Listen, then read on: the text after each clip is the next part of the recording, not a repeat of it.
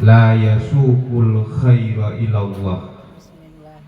Bismillahi masya Allah, la yasrifus su'a ilallah. Bismillahi masya Allah, maka min nikmatin faminallah. Bismillahi masya Allah, la haula wa la quwwata illa billah. Ashhadu an la ilaha illallah wahdahu la syarikalah, wa ashhadu anna sayyidana Muhammadan abduhu wa rasuluhu la nabiyya ba'dah. Allahumma salli wa sallim ala sayyidina wa maulana wa habibina Sayyidina Muhammadin ibni Abdillah wa ala alihi wa ashabihi wa mawalah wa man tabi'ahum bi ihsanin ila yaumil qiyamah. Wa qala ta'ala fi kitabillah, a'udzu billahi minasy syaithanir rajim. Bismillahirrahmanirrahim. Laqad kana lakum fi rasulillahi uswatun hasanah. Al-ayah.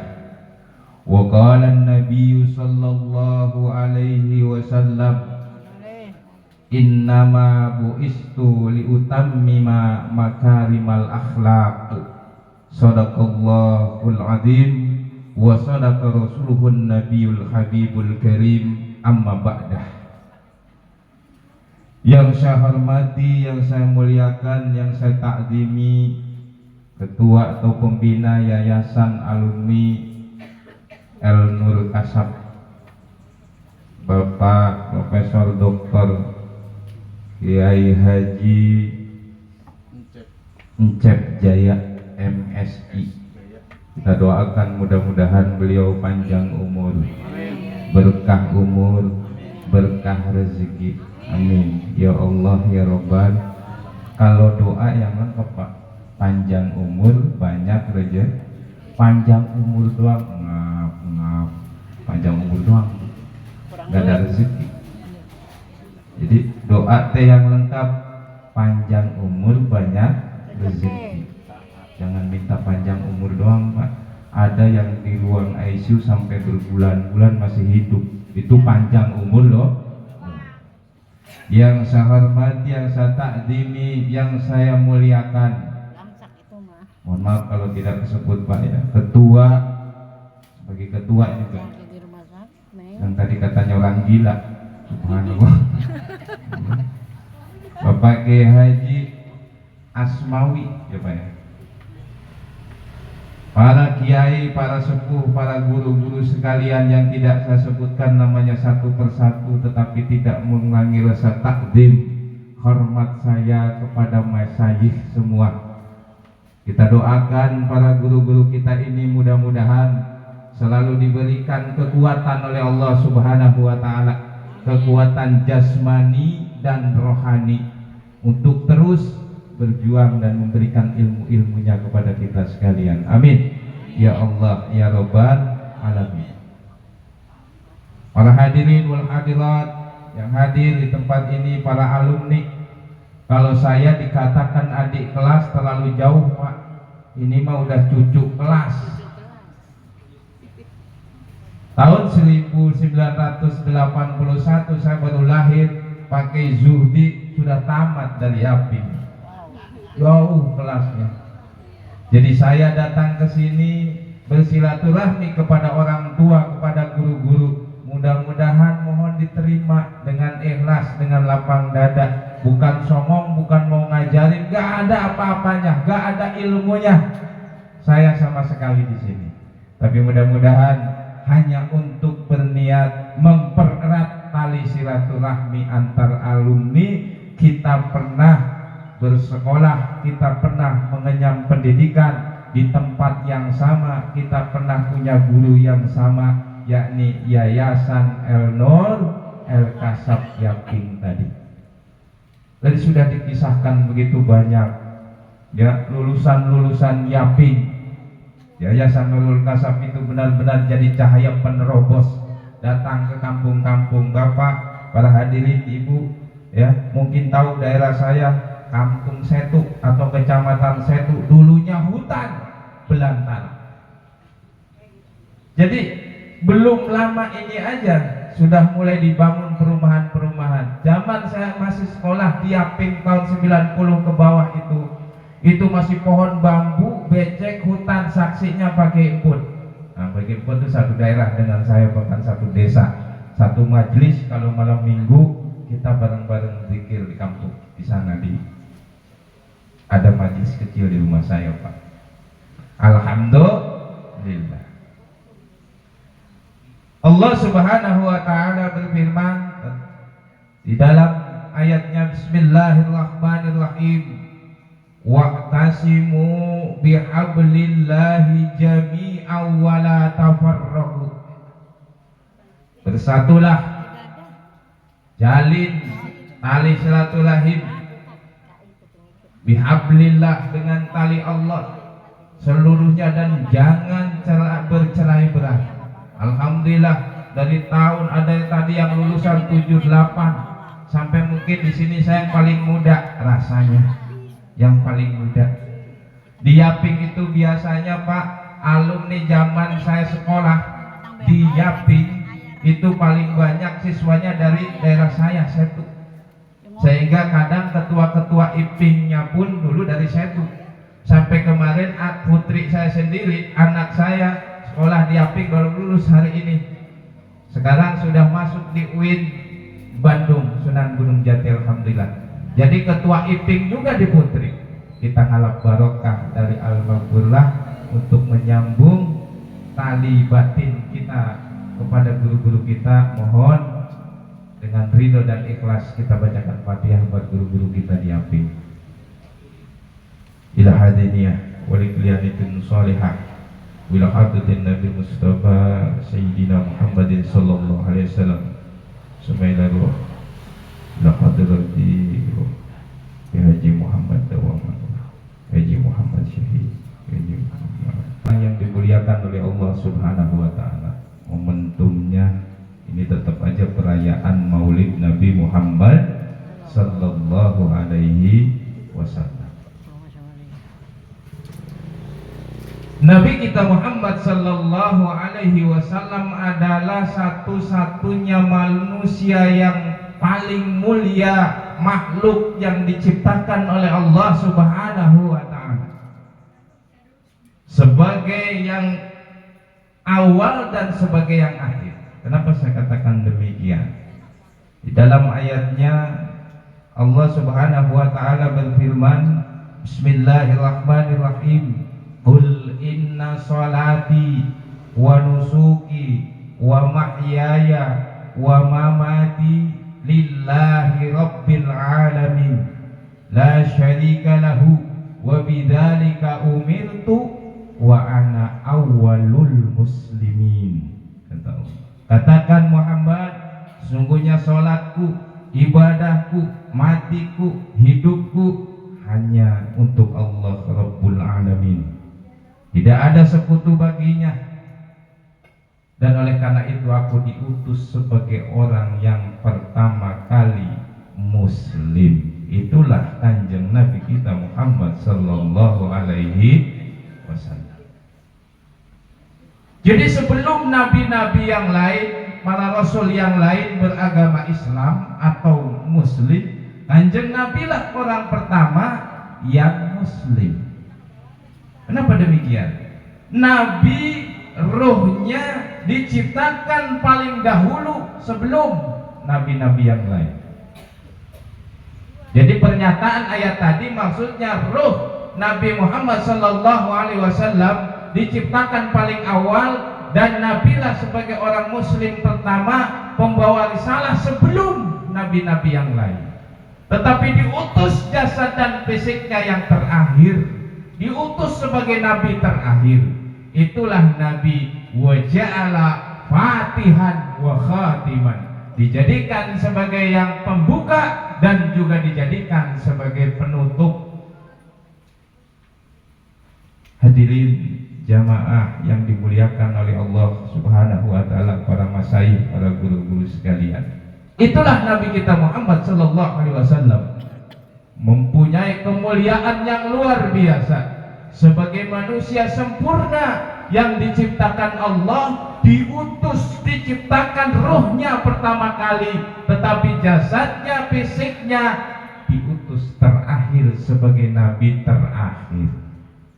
Alhamdulillah, kita bangga menjadi umatnya Nabi Muhammad sallallahu alaihi wasallam. Walahu aslama man fis samawati wal ardh, dan hanya kepada Allah lah berserah diri apa yang ada di langit dan apa yang ada di bumi. Jadi pada kenyataannya Nabi diutus terakhir sebagai Nabi akhir zaman, tetapi Nabi diciptakan rohnya sebagai yang pertama sebelum nabi-nabi yang lain membawa risalah. Dan Nabilah orang Muslim pertama yang menganut agama Islam. Hadirin jamaah yang dimuliakan oleh Allah Subhanahu wa taala. Betul, ulama mengatakan bahwa setiap sisi kehidupan Nabi sallallahu alaihi wasallam itu adalah mukjizat. Wa fi kulli hayatihi mukjizat. Di dalam semua sisi kehidupan kanjeng Nabi kita itu adalah merupakan mukjizat.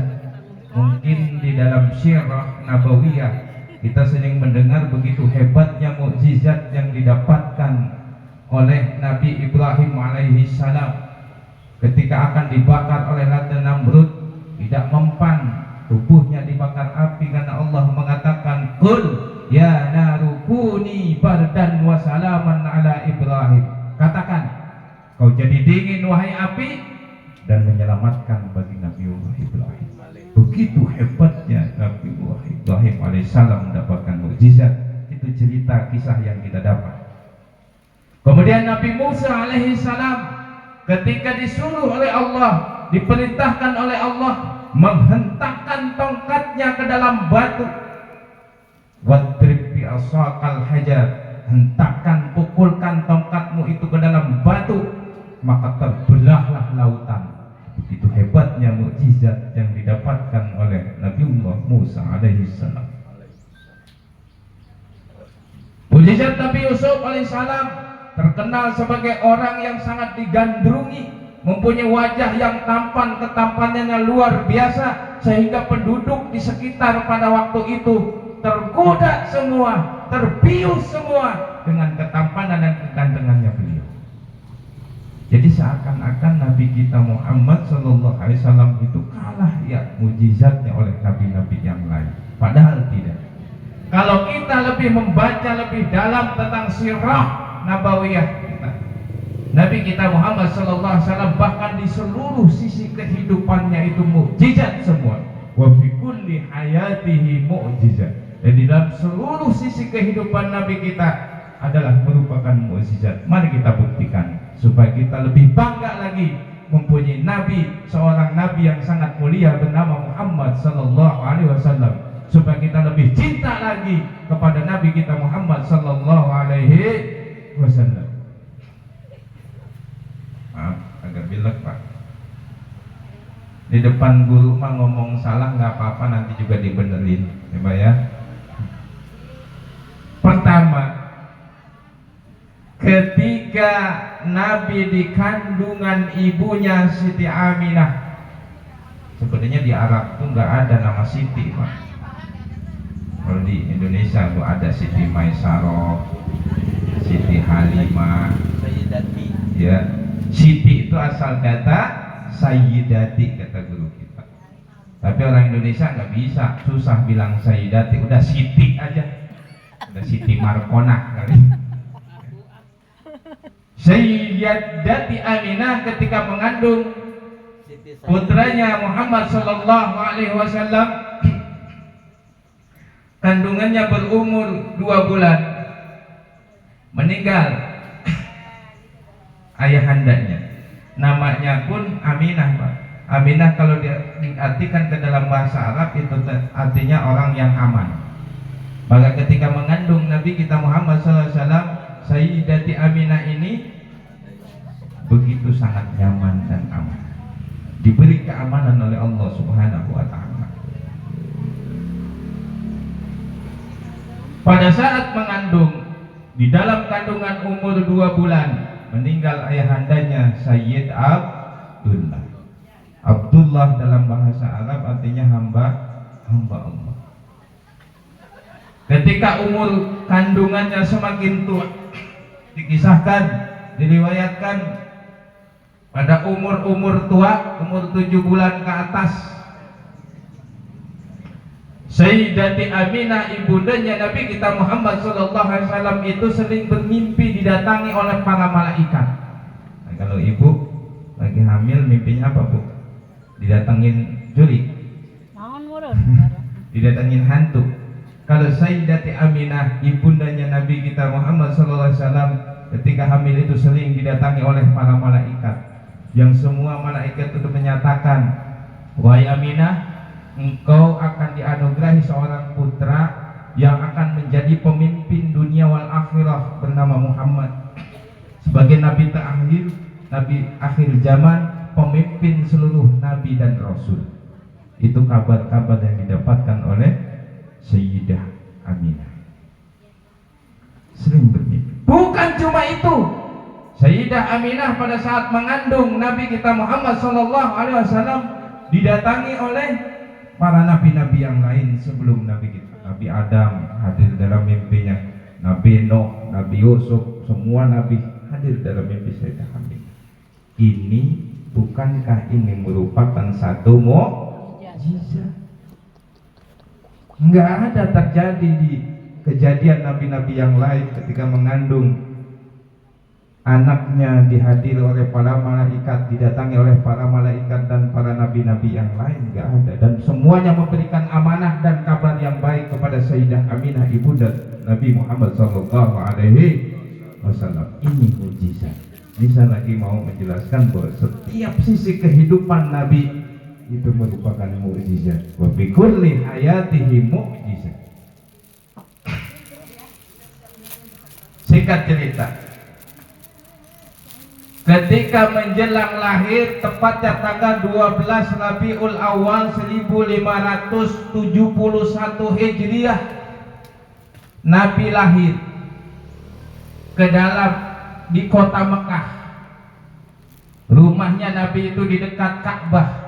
Sayyid Abdullah itu rumahnya di dekat Ka'bah.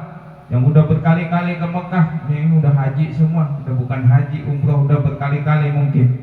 Itu ada rumahnya Sayyid Abdullah itu di dekat kota Mekah, di kota Mekah di dekat Ka'bah.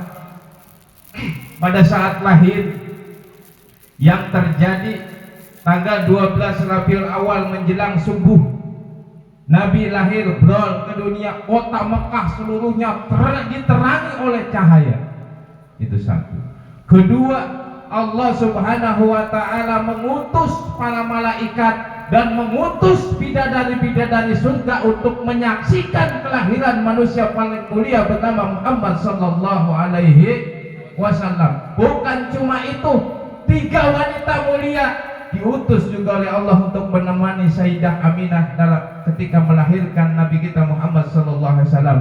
Yang pertama, istrinya Nabiullah Adam alaihissalam, Siti lagi, Sayyidati Hawa. Sayyidah Hawa, kemudian Sayyidati Maryam dan Sayyidah Asyah menemani Nabi kita Sayyidah Aminah ibunda Nabi Muhammad sallallahu alaihi wasallam. Pintu surga dibuka selebar-lebarnya, pintu neraka ditutup serapat-rapatnya. Bidadari-bidadari surga turun ke bumi untuk mengiring kelahiran Nabi kita Muhammad sallallahu alaihi wasallam, menyambut kelahiran manusia paling mulia, utusan paling mulia bernama Muhammad sallallahu alaihi wasallam. Bukankah ini merupakan satu mukjizat? Mukjizat lagi, Pak. Satu lagi terjadi di tanggal itu ketika Nabi kita lahir di Persia, kalau sekarang Iran. Persia itu sekarang negaranya Iran yang tukang bikin bom. Kemarin sudah terbukti bomnya hebat mengalahkan Israel. Agama di Persia itu dulu agamanya Majusi, kalau zaman sekarang penyembah api. Pada saat itu sedang mengadakan penyembahan api berhala tersebut. Tapi karena kemuliaan lahirnya Nabi kita Muhammad SAW, api yang sudah ribuan tahun disembah oleh orang-orang Persia itu padam seketika. Bukankah ini pun merupakan satu mukjizat kepada Nabi? Kalau dilihat mukjizat sampai gitu lebih istimewa daripada nabi-nabi yang lain. Lanjut, lahirlah Nabi. Kebiasaan orang Arab sana ketika sudah lahir itu anak disusui oleh wanita lain, bukan ibunya. Ada kampung di sana namanya Kampung Sa'ad. Penduduknya disebut Bani Sa'ad. Itu khusus untuk wanita-wanita yang menyusui anak kecil. Jadi kalau ada anak lahir dibawa ke Bani Sa'ad, ke Kampung Sa'ad tersebut untuk disusui. Kenapa dibawa ke sana? Karena kampung itu masih asli, terjaga dari hiruk pikuk kehidupan kota, masih sangat alami.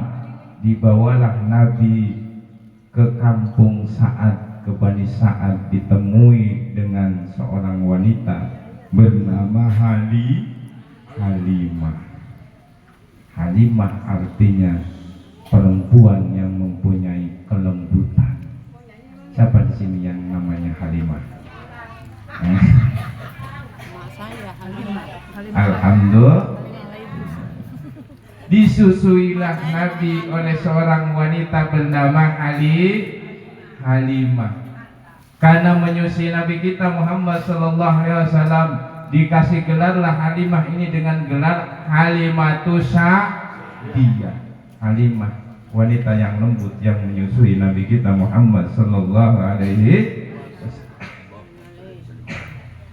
Baik. Disusui dari umur 1, 2, diurus oleh Halimah. 2, 3, kisaran 5 tahun Nabi tumbuh dengan sehat, wajahnya ganteng. Tadi kalau cerita ganteng, ya, kalau cerita tampannya Nabi Yusuf alaihissalam, kita mendengar sirah dalam sejarah Nabi Yusuf itu seolah-olah Nabi yang paling ganteng, padahal tidak, Pak. Jadi Allah itu memberikan kegantengan atau ketampanan kepada seluruh manusia itu diumpamakan seperti 2 buah bulan. 2 buah bulan. 1 bulan diberikan utuh, geluntungan, nih gelontongan. 1 bulan diberikan utuh kepada Nabi kita Muhammad Sallallahu Alaihi Wasallam. Setengahnya kepada Nabi Yusuf Alaihissalam, yang setengah lagi dibagi-bagi sama manusia seluruh dunia ini. Makanya pantesan wajah kita pada begini. Setengah dibagi bareng-bareng. Tapi ayahnya ganteng lah. Coba. Alhamdulillah. Mulailah Nabi terlihat keistimewaannya di umur 5 tahun tersebut. Tiba-tiba Nabi yang masih berumur 5 tahun itu didatangi oleh 2 orang misterius atau 2 makhluk misterius yang tidak dikenal, Pak. Dilihat ini oleh Halimah, dibawa ke satu tempat, kemudian di situ dibelah dada Nabi, dimasukkan 3 hal ke dalam dada Nabi, kemudian ditutup lagi rapat, utuh tanpa bekas. Bukankah ini suatu mukjizat? Jadi dari mulai lahir sampai umur 5 tahun Nabi sudah mukjizat terus yang terjadi kepada Nabi kita Muhammad Sallallahu Alaihi Wasallam.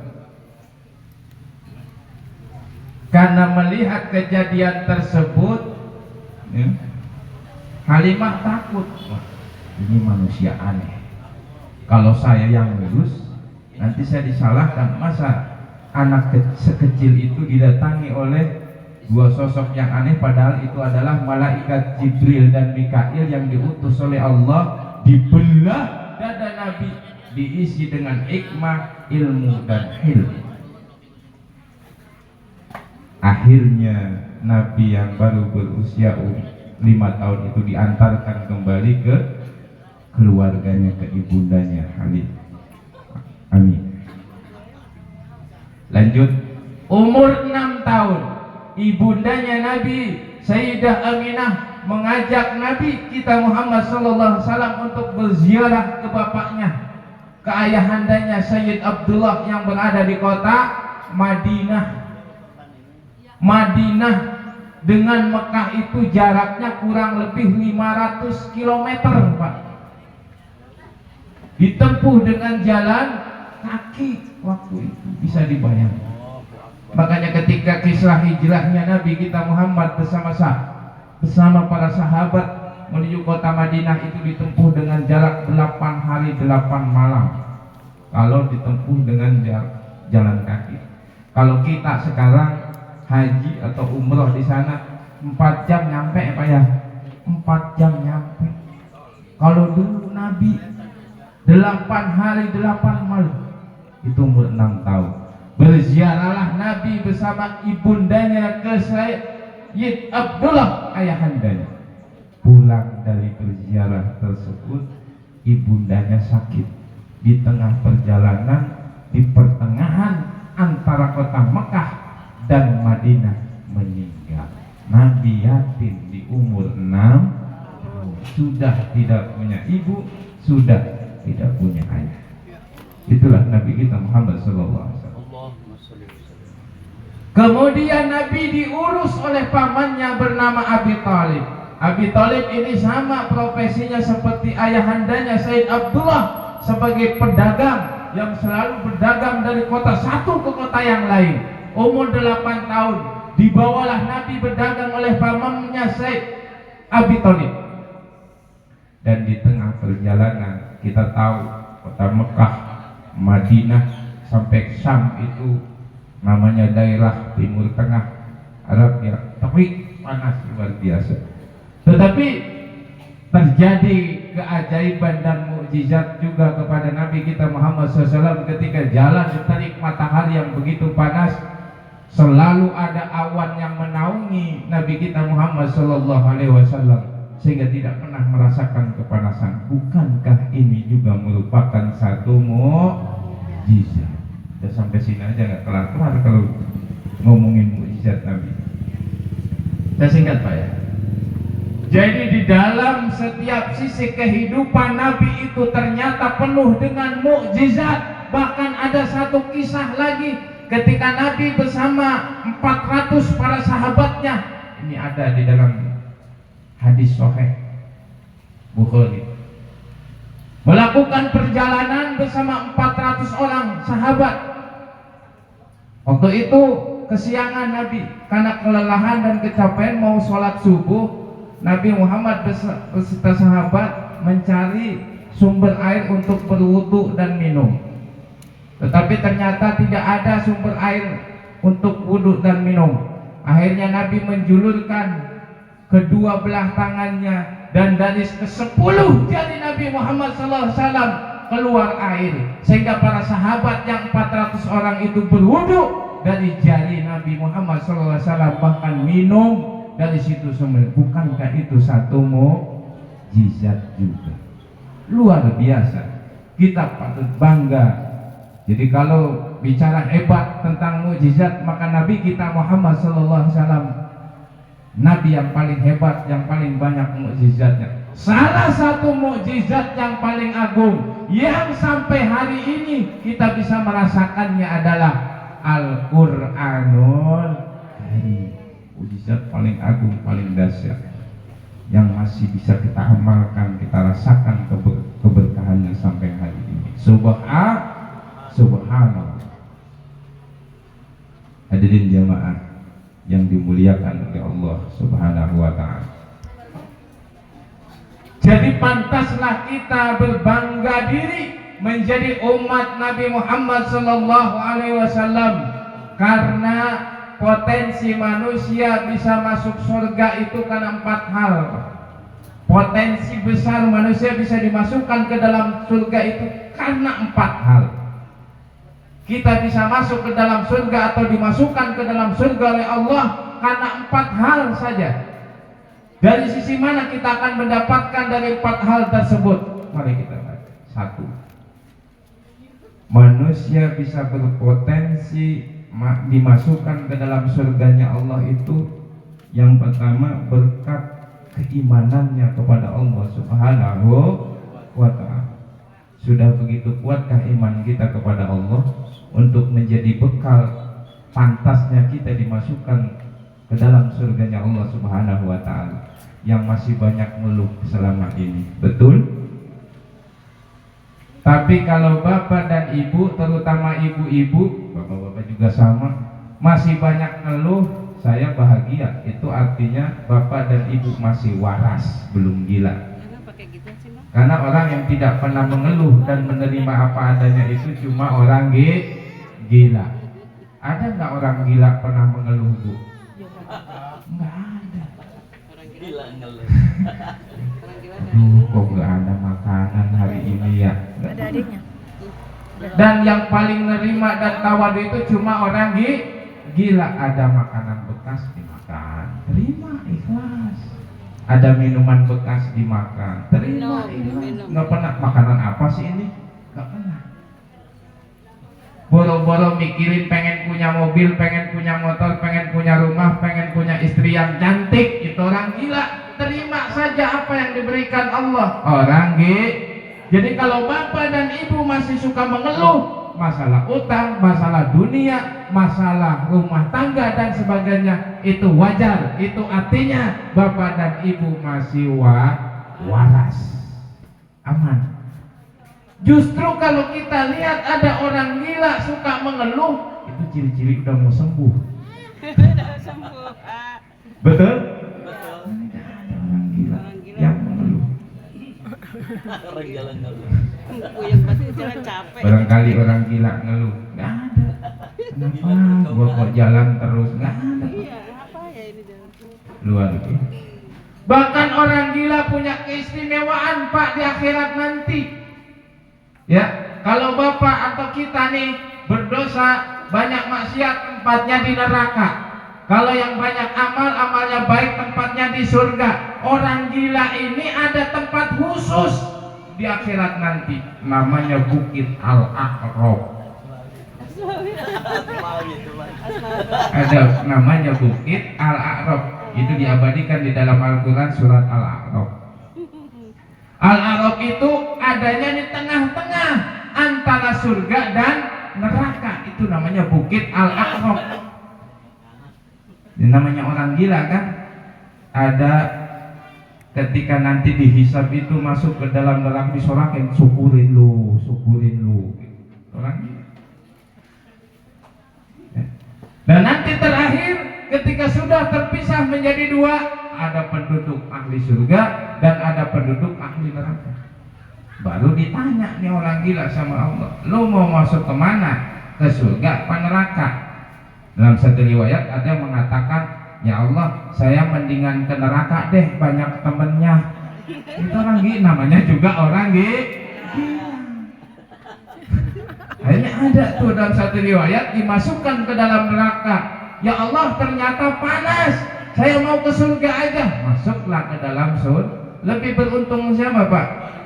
Orang gila bisa milih. Mau gila, Pak? Biar nggak ada pikiran jadi orang gila. Yang pertama, potensi yang dapat memasukkan kita ke dalam surga itu bekal yang pertama berkat keimanan kita kepada Allah yang kuat. Tapi pantaskah kita kalau mengutip kisah tadi untuk dimasukkan ke dalam surga atas berkat keimanan kita kepada Allah, sementara ketika kita masih diberikan kesusahan oleh Allah, masalah oleh Allah, masih banyak mengeluh kepada Allah? Kayaknya jauh harapan kalau ngandelin iman kita yang masih segini, apalagi saya. Yang kedua, potensi yang dapat memasukkan kita ke dalam surga adalah berkat ketakwaannya kepada Allah Subhanahu wa ta'ala. Pengertian takwa adalah al-imtisalu awamirillah wajtinabun nawahi, mengerjakan apa yang diperintahkan oleh Allah dan meninggalkan semua yang dilarang oleh Allah Subhanahu wa ta'ala. Sudah pantaskah kita berharap masuk surga berkat ketakwaan kita kepada Allah Subhanahu wa ta'ala? Mungkin Bapak sholatnya sudah luar biasa, sudah haji berkali-kali, sedekahnya di mana-mana, mengajinya udah padat, ngajinya padat, zikirnya juga luar biasa, salat malamnya luar biasa, tetapi ternyata larangan Allah masih kita lakukan, masih suka dusta, masih suka bohong, masih suka gibah, masih suka berselisih, masih suka berantem, masih suka fitnah. Bisa saja orang mengerjakan seluruh perintah Allah, tapi sudahkah kita bisa meninggalkan apa yang dilarang oleh Allah Subhanahu wa ta'ala? Atau justru sebaliknya, kita sudah nggak bohong. Ada orang yang sudah nggak bohong, nggak zina, nggak judi, nggak macam-macam dah hidupnya, tapi sholat juga enggak. Na'udzubillah min. Kayaknya harapan yang kedua pun masih sulit, Pak. Masih sulit. Kalau kita berharap dimasukkan surga oleh Allah berkat ketakwaan kita kepada Allah, dengan ketakwaan yang masih amburadul seperti tadi, perintah Allah bisa saja dilaksanakan, tetapi larangan Allah masih kita langgar. Na'udzubillah, summa na'udzubillahi min dzalik. Harapan yang kedua pupus lagi, Pak. Ternyata ada harapan yang ketiga. Ada potensi besar kita bisa dimasukkan ke dalam surganya Allah dengan harapan yang ketiga. Berkat apa? Syafaat Nabi kita Muhammad sallallahu alaihi wasallam. Pertolongan Nabi kita Muhammad sallallahu alaihi wasallam. Dengan apa? Dengan memuji, banyak memuji dan bersolawat kepada Nabi, mengagungkan Nabi kita Muhammad sallallahu alaihi wasallam. Ada seorang imam besar bernama Imam Al-Bishri. Imam Al-Bishri ini adalah seorang penyair yang hebat, ya. Saking cintanya kepada Nabi kita Muhammad sallallahu alaihi wasallam, ia ingin membuat syair yang sehebat-hebatnya. Maka ia mengarang sebuah kitab bernama Burdah, yang sampai hari ini masih pada dibaca tuh. Itu isinya syair dan pujian-pujian seluruhnya kepada Nabi kita Muhammad sallallahu alaihi wasallam. Ini karangan Imam Al-Bishri. Pokoknya saya ingin baktikan hidup saya untuk memuji keagungan dan kemuliaan Nabi Muhammad sallallahu alaihi wasallam. Dan dalam kisahnya, Pak, Imam Al-Bishri itu pada saat mengarang syair kitab tersebut, Burdah tersebut, mengalami sakit. Sakitnya itu tubuhnya sebelah kiri, dari mulai kepala sampai kaki, ujung kaki itu tidak berfungsi. Kalau bahasa sini mati sebelah lah ya. Stroke kali ya, Pak. Ya. Penyakit berat itu, Pak, stroke. Orang seember aja berat, apalagi stroke.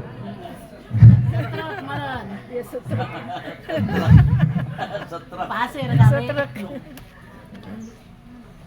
Imam Al-Bishri sebelah tubuhnya tidak berfungsi mulai kematian. Nah, pada saat Imam Al-Bishri menulis kitab Burdah, pujian-pujian kepada Nabi kita Muhammad sallallahu alaihi wasallam, Imam Al-Bishri didatangi oleh Nabi kita dalam mimpinya. Apa yang dikatakan Nabi kepada Imam Al-Bishri? Wa annahu khairun khalqi. Sungguhnya engkau adalah sebaik-baiknya makhluk. Karena sudah memuji Nabi, saking girangnya Nabi tersenyum, walaupun itu cuma di dalam mimpi. Senyumnya Nabi girang sekali sampai ke bawah bangun tidur, dan ketika ia telah bangun tidur sembuh penyakitnya, Pak. Saking mulianya kanjeng Nabi kita Muhammad sallallahu alaihi wasallam. Ada lagi seorang syekh bernama Makinuddin Al-Asmar. Ini seorang syekh bernama Syekh Makinuddin bermimpi bidadari surga. Ini kenikmatan, cerita kenikmatan surga. Bermimpi bertemu dengan bidadari surga. Ketika ia terbangun dari tidur, ia terlena dengan kecantikan, keindahan bidadari surga itu sampai 40 hari, 40 malam tidak mau menemui makhluk lain. Saking nikmatnya surga. Hadirin jamaah yang dimuliakan oleh Allah Subhanahu wa taala. Baru yang ketiga ini ada harapan, Pak. Berkat syafaatnya Nabi kita Muhammad sallallahu alaihi wasallam, insyaallah kita semua sebagai umatnya. Nabi Adam sendiri, Pak, dalam pernyataannya pernah berkata begini, "Ya Allah, seandainya diperbolehkan, maka saya lebih memilih untuk menjadi umat Nabi Muhammad sallallahu alaihi wasallam." Saking mulianya. Nah, kita yang sudah jadi umat Nabi, kenapa tidak merasa bangga? Kenapa tidak merasa bahagia karena kita akan mendapatkan syafaatnya Nabi kita Muhammad sallallahu alaihi wasallam. Nah, kalau harapan yang keempat ini 50-50. Karena itu mah sifat jaiznya Allah, kehendaknya Allah, atas kehendak Allah Subhanahu wa ta'ala. Semua memang atas kehendak Allah, tapi Allah pun tidak menyalahi fitrah. Allah pun berjalan di atas sunnah. Hadirin jamaah yang dimuliakan oleh Allah Subhanahu wa ta'ala, mudah-mudahan kita semua dipersatukan dalam satu ukhuwah sebagai umat Nabi Muhammad sallallahu alaihi wasallam. Ya, dari yang alumni tahun 78, saya belum lahir, Pak. Emak saya aja mungkin belum kawin itu tahun 78. Luar biasa, saya diperlukan para guru. Ya, udah kepanjangan nih, saya pengen cerita banyak, masih rindu ini sama guru-guru. Pak, terima saya sebagai anak Bapak, terima saya sebagai cucu Bapak atau saudara jauh datang kepada Bapak dalam satu keluarga di sini, Yayasan Alumni El Kasab. Kita doakan mudah-mudahan yayasan ini kedepannya berjalan pesat, maju, lancar, tidak ada halangan apa-apa. Apalagi tadi sudah dinyatakan ketuanya sudah tangguh, bukan cuma jago kandang, orang yang sudah tidak punya pusing tadi. Alhamdulillah, tangguh, berkah kedepannya, amin ya Allah ya Rabbal alamin. Saya kira itu yang dapat kami sampaikan, yang dapat saya sampaikan. Sekali lagi mohon maaf apabila banyak kekurangan di sana sini, karena ilmu al-fakir yang masih sangat sedikit tentu tidak ada artinya dibandingkan dengan ilmu bapak-bapak, para masyayikh, para kiai, para dokter, para profesor yang ada di sini. Tidak ada apa-apanya. Kami sedang datang ingin dinasihati oleh orang tua, datang ke sini guna mendapatkan insya Allah keberkahan karena bersilaturahmi dengan orang tua. Kalau ada acara, Pak, Yayasan Alumni El Kasab, bolehlah saya diajak, dimasukkan ke situ supaya semakin terjalin silaturahminya dengan wadah waqtasimu bihablillahi jami'an wa la tafarraqu. Terima kasih, mohon maaf karena sebentar lagi udah mau zuhur. Udah zuhur ya? Udah. Terima kasih, mohon maaf. Saya akhirul kalam. Allahul muwaffiq ila aqwamit thariq. Assalamualaikum warahmatullahi wabarakatuh.